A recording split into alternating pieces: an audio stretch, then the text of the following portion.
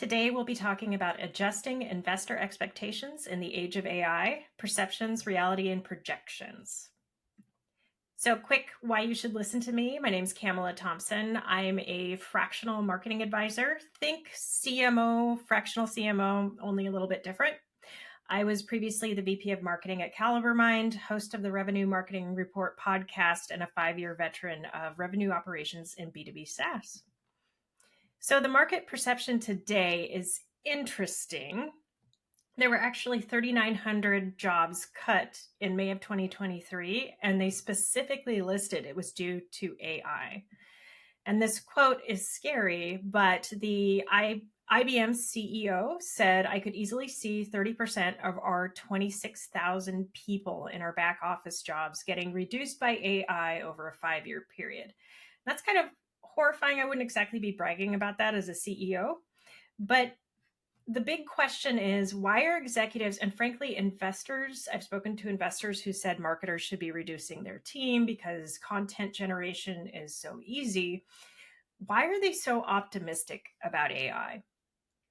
And honestly, I think it's not as bleak as people say it is. It's not going to move as quickly as people think it will.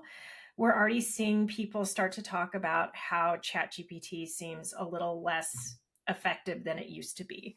So the honest truth is what was valued less is a target for replacement. So 78% of marketers recognize their budgets are the first to be cut during a downturn. And a lot of that is due to just traditionally how B2B businesses are structured. They rely very heavily on a sales force to scale their business. The other piece of that is this expectation that generative AI is going to start replacing marketing jobs. And I think this really demonstrates a lack of understanding.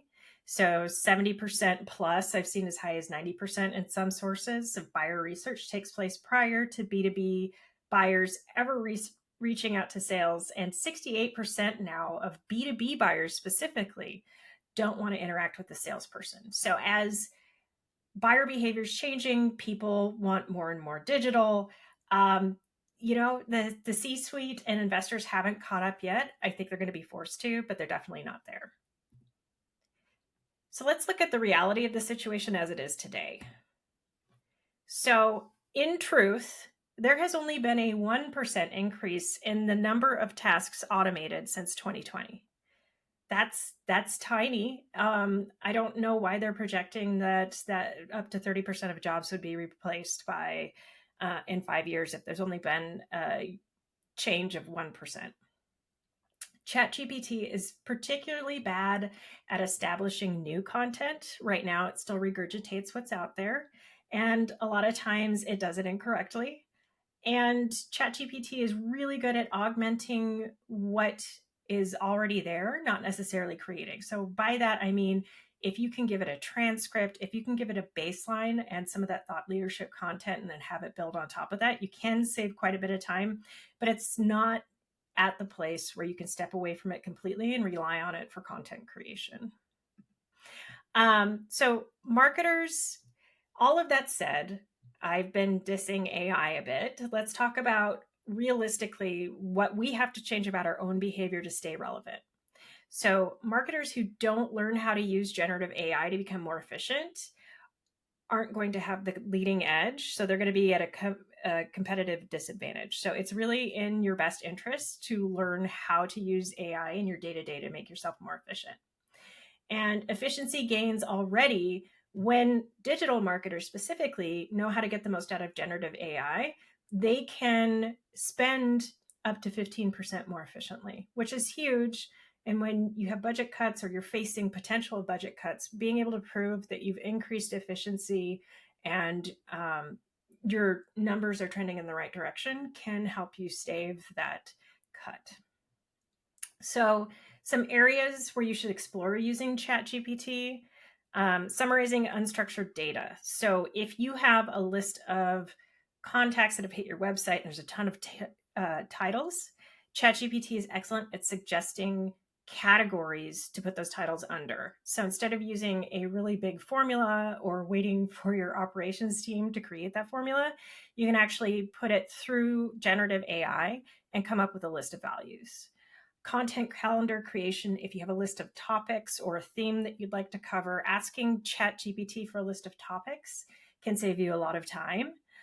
SEO optimization is another great use for it, and summarizing. So if you have a full write-up, white paper, or something along those lines, and you need ad copy or social copy to promote it, that is an excellent place to use ChatGPT. So how to get more out of ChatGPT? So ask it is the best answer. You can actually ask it how to get more out of it, how to optimize your content. So according to ChatGPT, because I asked it this exact question, is to provide clear instructions. A lot of people get frustrated at how much they have to put in there. But if you focus on your persona, the tone you want to emulate, and the content, you should get much better results than if you just say, turn this into a blog. Iterate and refine. You can actually tell it when you don't like something and what you want it to change about it. Supervise and moderate. Always keep an eye on things, because it will go off the wheels if you don't. So a lot of people are trying to use generative or language AI in their chat, and that hasn't always been going well. And then when you combine something that's very productive like ChatGPT with actual human expertise or a new opinion, you can come up with much better content. And then I recommend learning about it. So those of us that really understand how to use it and integrate it will have that competitive edge and be able to educate up, which is more important, about what is and is not possible. So projections for the future. Do we really think that job reduction of, let's say, 25% in 5 years is realistic? Maybe. So researchers have estimated anywhere from a 9% to 30% loss of jobs. At the same time, they're expecting a 10% increase of marketing jobs in the same period. So while we're going to lose quite a few, we're actually going to gain more, which means that people who understand and integrate generative AI into their day-to-day are actually going to be creating new careers for themselves that are different than what's available out there. So what you can do today is start learning how to incorporate AI and ask yourself, what are the repetitive tasks that irritate me that I don't want to do? What are the things that take me a lot of time that I don't necessarily get a lot of value out of? Look at it as a way to reduce time doing the things you don't want to do and increase time doing the things you want to do.